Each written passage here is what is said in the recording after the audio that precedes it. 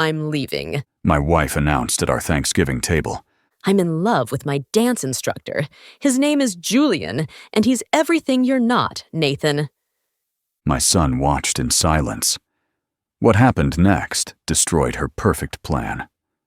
Thank you for listening. If this story resonated with you, leave a comment below and subscribe to this channel for more infidelity stories and cheating wife stories on YouTube. The November air in Madison cuts different when your wife is humiliating you in front of family. It's not just cold, it's suffocating, like the walls of your own dining room are closing in. I stood there watching the turkey grow cold, the cranberry sauce congealing, the life I'd built for years crumbling between the dinner rolls and the stuffing. My son Marcus froze with his fork halfway to his mouth. My brother Daniel's jaw literally dropped. His wife Susan suddenly found her napkin intensely interesting. I carefully set down my silverware, dabbed the corner of my mouth with my napkin, and looked at the woman I'd spent almost a quarter-century loving. "Good timing, actually," I replied, my voice steady despite my racing heart. "My name is Nathan Bradshaw. I'm 48 years old, senior accountant at Lakeside Financial in Madison, Wisconsin. For 20 years, I've balanced spreadsheets by day and family needs by night, building what I thought was a secure life. What I wanted was simple: grow old with the woman I loved and watch our son build his own future. The injustice wasn't just the betrayal, it was the public humiliation. The deliberate choice to announce her departure at our family Thanksgiving, as if daring me to make a scene. "To new beginnings." Victoria lifted her glass higher. No one joined her toast. Marcus glared at his mother with disgust and disbelief, then stood abruptly and left the room without a word. "I think you should leave," I said quietly. "It's still my house, too," she replied, that smugness in her tone like she'd already calculated her advantage. As our guests awkwardly excused themselves and Victoria retreated to the living room, I began clearing dishes. That's when I noticed the blinking light on our answering machine, a message from my Uncle Richard's attorney about his estate. Uncle Richard, my father's brother, a lifelong bachelor who'd made a fortune in commercial real estate, had passed away 3 weeks earlier. I'd always been his favorite nephew, but I expected nothing more than perhaps a keepsake from his will. Little did I know, Victoria's dramatic exit was about to be overshadowed by something far more significant. Here's the thing about betrayal. It doesn't happen overnight. It's death by 1,000 cuts, and if you're not watching, you'll bleed out before you know you're wounded. The warning signs had been there for months. Victoria's criticism of my boring routines, her sudden obsession with ballroom dancing, the late nights at dance practice that left her smelling of unfamiliar cologne. "People go through phases," my brother Daniel assured me. So I waited for the phase to pass, believing 20 years of marriage had earned me patience. 2 weeks before Thanksgiving, I stopped by the dance studio unexpectedly. Thought I'd surprise her with lunch, her favorite sandwiches from that deli she loved, the one we used to visit when we were dating. I walked in carrying the bag, feeling almost foolish for the gesture, like a husband trying too hard. The receptionist looked up when I entered, and something in her expression made my stomach tighten. It wasn't surprise, it was pity, the kind of look people give you when they know something you don't. She fumbled with her words, said Victoria was in a private lesson, and pointed vaguely toward the back hallway. I thanked her and walked toward Victoria's usual practice room. The hallway was quiet except for the muffled sound of Latin music from somewhere distant. But as I approached her door, I noticed it was closed. Not just closed, locked. A small red indicator light glowed beside the handle. I stood there, sandwiches growing warm in my hands, and listened. At first, nothing. Then hushed, giggling from within. A man's low voice, too quiet to make out the words, followed by Victoria's laugh. That particular laugh she used to reserve for me, back when I could still make her happy. My mind went somewhere dark. I couldn't stop it. I imagined his hands on her waist, guiding her through some movement that had nothing to do with dancing. I pictured her looking up at him, the way she used to look at me on our wedding day, her eyes full of possibility.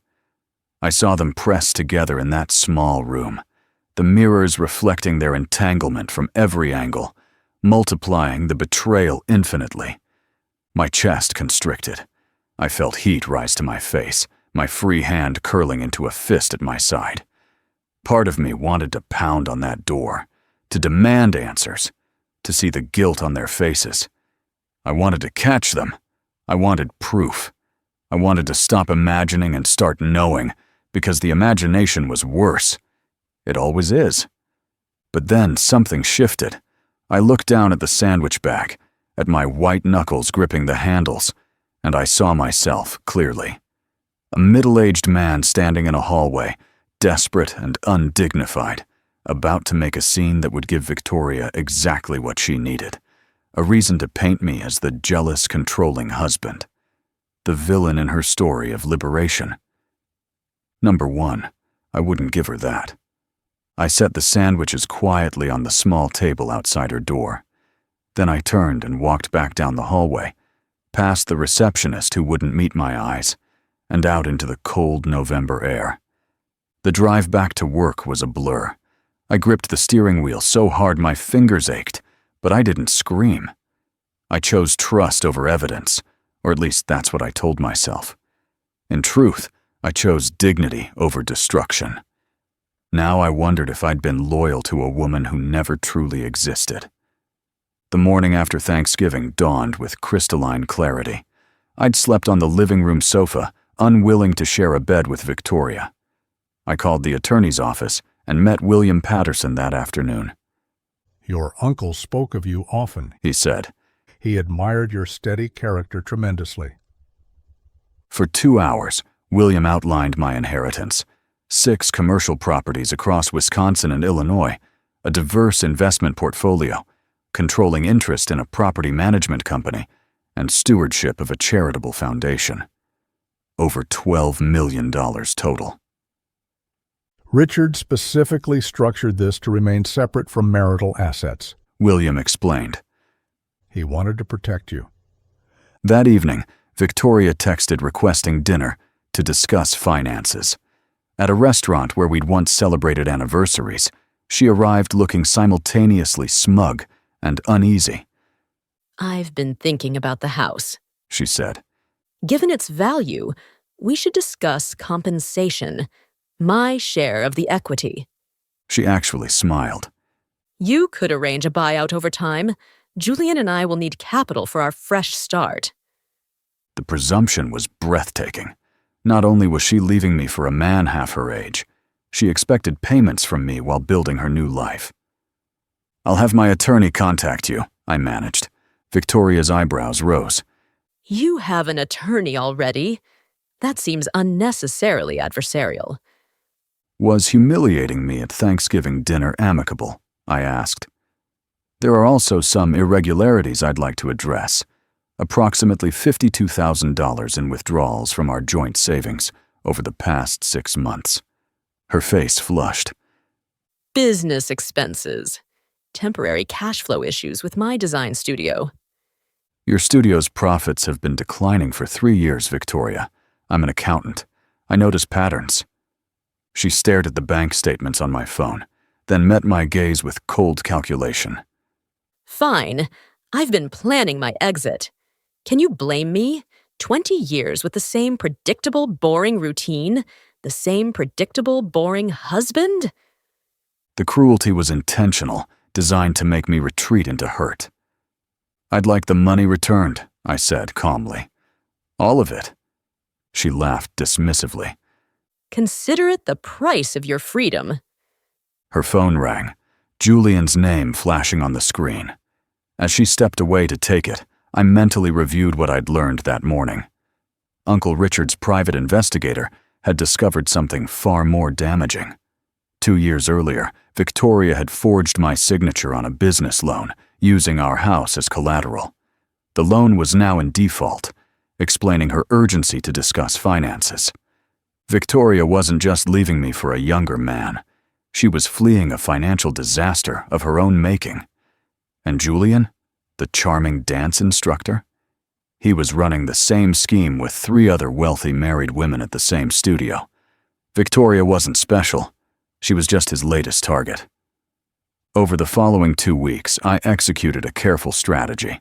A forensic accountant documented Victoria's fraud, the forged loan, credit cards opened in my name, and falsified business records. My divorce attorney, Margaret Collins, was blunt. We have enough for criminal charges, not just divorce proceedings. The question is, what do you want? What I wanted was complicated. Justice, certainly. Protection of my assets, absolutely. But revenge? The emotion felt foreign. A fair resolution, I told her. I want it concluded quickly. The plan was proceeding smoothly until Victoria brought Julian to our house to collect personal items. I arrived to find them in our bedroom. Victoria packing jewelry, Julian lounging on our bed, scrolling through his phone. "You must be Nathan," he said without looking up. "Victoria's told me so much about you." I studied this young man who had facilitated the destruction of my marriage.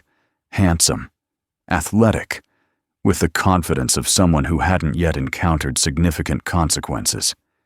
He wore expensive clothes with the fresh shine of recent purchases, my $52,000 walking and talking.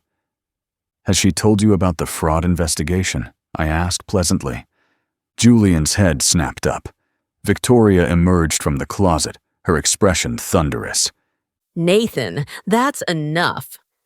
I handed Julian 2 folders. The first documents the fraud, the defaulted loan, forged signatures, credit card debt. I paused. The second shows your other clients, Sarah Mitchell in Naperville, Rebecca Thompson in Schaumburg, Jennifer Walsh in Rockford. His face went pale as he leafed through both folders. "You're broke," he accused Victoria. "And you're just like the others." He fled. Victoria chased after him. I stood alone in our bedroom, feeling oddly hollow. The next morning, Victoria's attorney requested an emergency settlement conference. She's desperate to settle quickly, Margaret explained. offering to admit to the fraudulent loan in exchange for not involving law enforcement.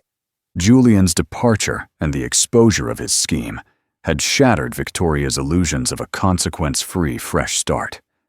The conference took place in Margaret's office overlooking Lake Mendota. Victoria arrived looking haggard, wrinkled blouse, shadows under her eyes, expensive jewelry conspicuously absent. Her attorney opened with conciliatory language about mutual mistakes. Margaret's icy smile stopped her mid-platitude.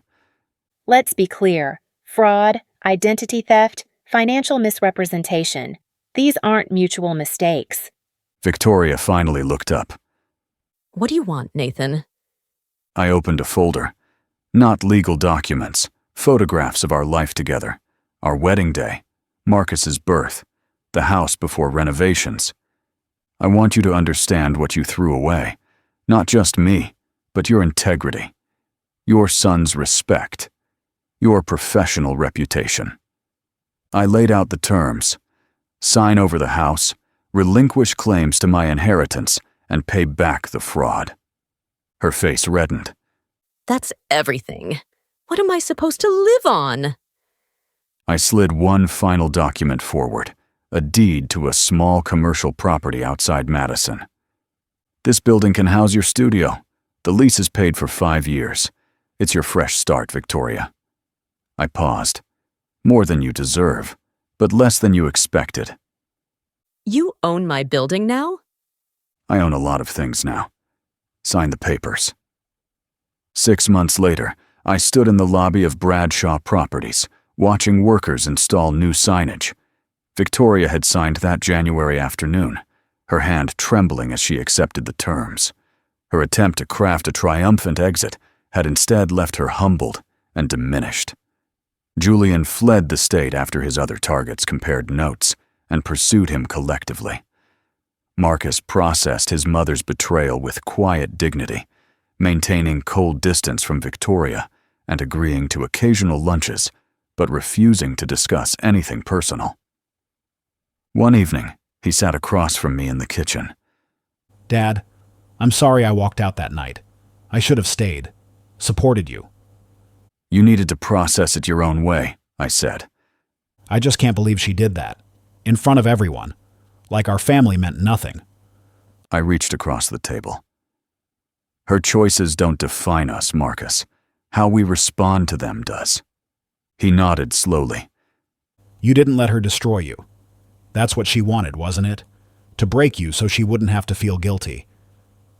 Perhaps he was right. The public announcement had been designed to cast me as the discarded husband, justifying her actions. Instead, I emerged stronger, wealthier, and remarkably whole. Victoria's studio operates in my building now. Our only connection is a monthly rent payment. I've heard she tried online dating without success. Men her age find her history concerning, and younger men lose interest when they discover her financial constraints.